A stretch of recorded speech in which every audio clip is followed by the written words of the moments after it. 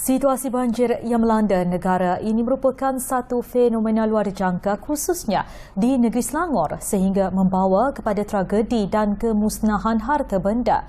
Impak daripada bencana ini amat besar kepada mangsa yang mengalaminya kerana ia bukan sahaja melibatkan kerosakan harta benda sehingga mencapai 100% bahkan juga melibatkan kehilangan nyawa.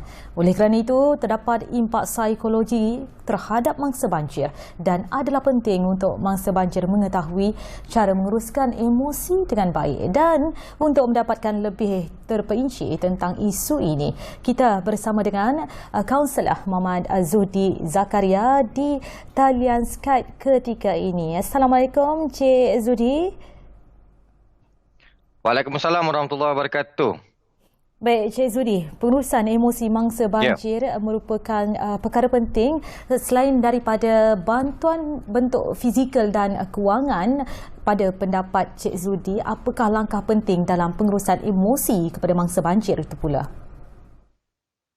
Ya, bismillahirrahmanirrahim. Sebelum tu, terima kasih kepada Buletin Bernama kerana menjemput saya pada hari ini. Perkara pertama yang perlu kita faham bahawasanya musibah banjir ini merupakan satu ujian kepada khususnya orang Islam. Kita berpegang kepada ayat Bismillahirrahmanirrahim. Walanabluwannakum bisyai'in minal khawf wal ju' wa naqsin minal amwal wal anfusi was samarat wa basyiris sabirin allazina idza asabathum musibatun qalu inna lillahi wa inna ilaihi raji'un. Perkara pertama yang perlu kita bagi tahu kepada diri kita yang menjadi mangsa kepada ujian banjir pada kali ini merupakan satu ujian yang bersifat sementara. Kita perlu faham bahawasanya kita perlu gerakkan perubahan yang penting dalam kehidupan kita. Saya pun faham sangat orang yang pernah diuji dengan banjir ni. Bahkan saya sendiri diuji juga dengan banjir. Perkara pertama yang kita perlu fikir dan faham adalah bahawasanya kita perlu berubah, buat perubahan yang signifikan. Maksudnya kita perlu bergerak, kita perlu membersihkan kawasan-kawasan sekeliling, kita perlu alihkan lumpur-lumpur dan pergi kepada kefungsian kehidupan itu. Itu yang kedua. Fungsi kehidupan tu. Kita hidup ni nak apa sebenarnya, kita memang akan diuji lagi.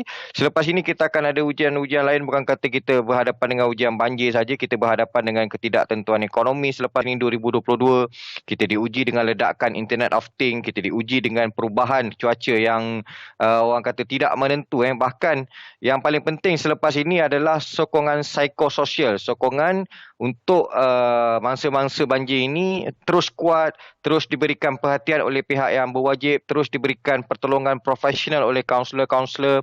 Dan saya nak menyuruhlah kepada kaunselor-kaunselor yang berada dalam negara kita supaya kita ni bersolidariti. Kita bersatu, kita bertekad, satu azam, satu semangat, satu rasa untuk membantu secara profesional. Walaupun kita percaya nisbah kaunselor dalam negara kita ni masih rendah, masih jauh dan kita perlukan ramai lagi orang di luar sana untuk menjadi kaunselor profesional yang berpayung dan bernaung di bawah Lembaga Kaunselor Malaysia serta dipantau di bawah Kementerian Pembangunan Wanita, Keluarga dan Masyarakat. Kita perlu percaya bahawasanya pengurusan banjir ini akan sentiasa berlaku dalam kehidupan kita setelah kita lalui beberapa tahun yang mencabar.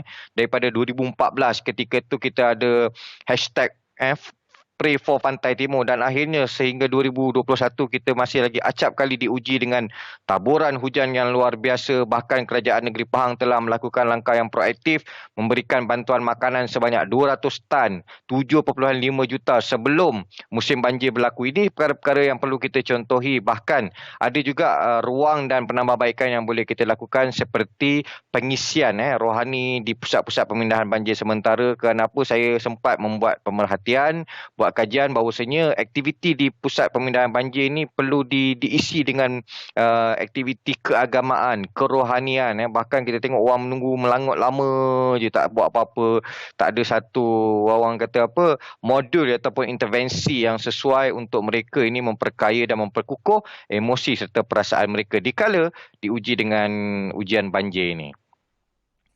Baik Cik Zudi, seperti yang semua orang sedia maklum, bahkan bukan mangsa banjir sahaja, penduduk di kawasan sekitar yang terjejas juga seakan trauma. Bila hujan saja mereka seakan paranoid. Jadi apakah bentuk sokongan yang perlu diberikan kepada mangsa banjir itu sendiri? Mungkin daripada ahli keluarga, rakan taulan dan mungkin juga daripada kerajaan itu sendiri sebenarnya.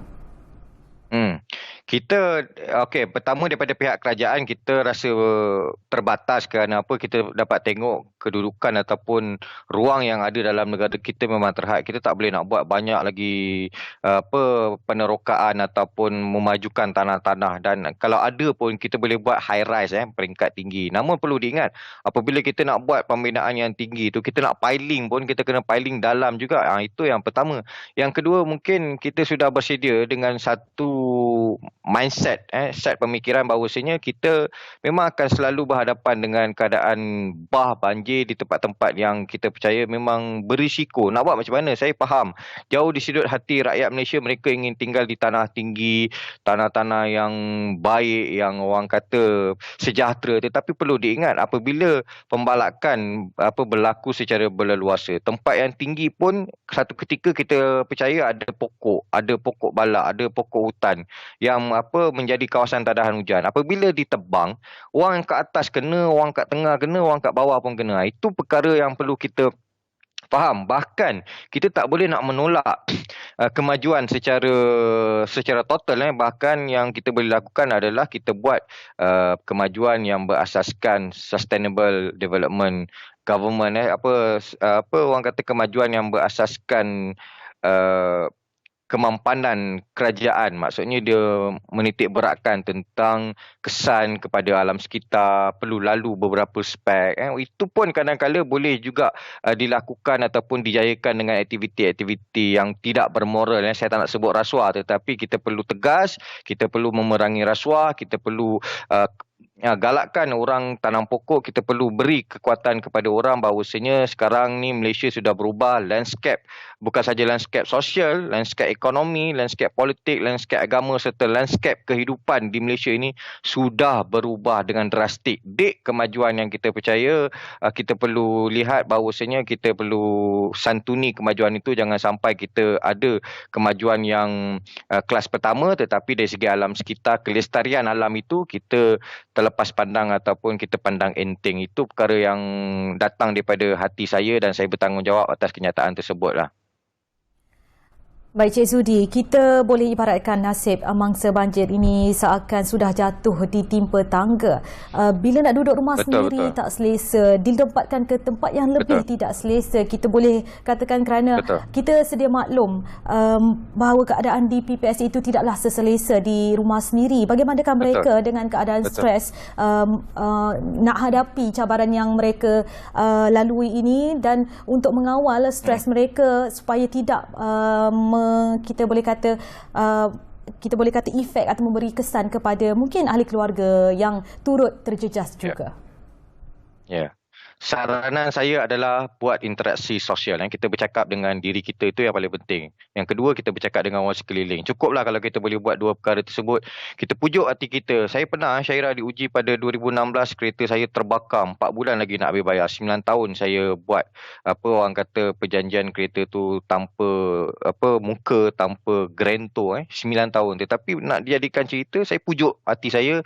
Saya berinteraksi dengan keluarga, kawan-kawan, dan akhirnya perkara tersebut menjadi kesembuhan. Dan kita perlu ingat masa akan jadi penyembuhan secara semula jadi. Kita perlu bergerak, kita perlu buat macam biasa, bangun pagi, berdoa, solat dan seterusnya. Kita lalui hari ke hari itu dengan dengan keadaan yang signifikan, yang penting untuk kita berubah, bergerak juga. Nak tak nak dekat PPS kita kena bertegur sapa, tanya daripada mana, insya-Allah akan ada perubahan yang berlaku dalam kehidupan kita. Dan yang paling penting, kekuatan dalaman. Sebab apa? Ikut teori, dorongan kekuatan dalaman tu lebih kuat daripada dorongan ataupun kekuatan luaran. Ia boleh dicetuskan sendiri, ia boleh dipupuk, ia boleh diperkaya, diperkasa. Apabila seseorang itu kuat dan sebahagian daripada penyelesaian masalah, dia boleh melihat bahawa saja musibah banjir ini merupakan satu ujian kepada mereka, darjat mereka akan diangkat.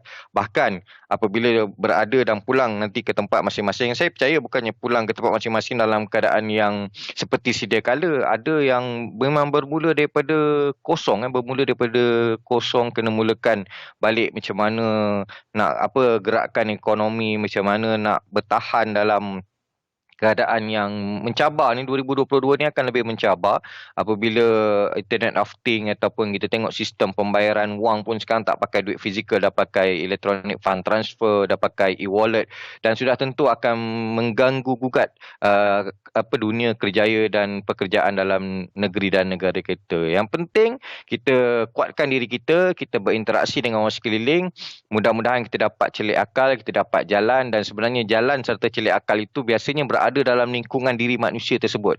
Sebenarnya manusia tersebut tahu dan sebenarnya boleh untuk menggerakkan kemajuan ataupun perubahan yang diinginkan. Baik, terima kasih banyak-banyak Encik Sudi atas kesudian bersama Sama-sama. kami pagi ini.